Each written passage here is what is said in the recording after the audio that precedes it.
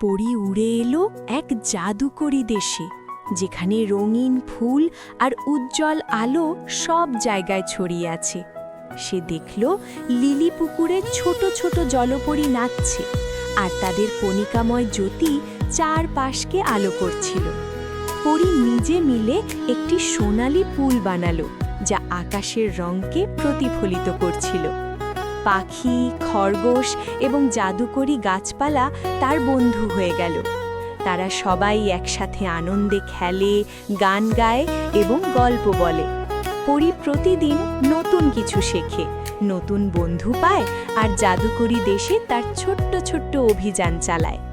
রাতে সে উড়ে যায় নক্ষত্রের দিকে, তার পাখার মতো কণিকাময় আলো দিয়ে আকাশ জ্বালিয়ে দেয়।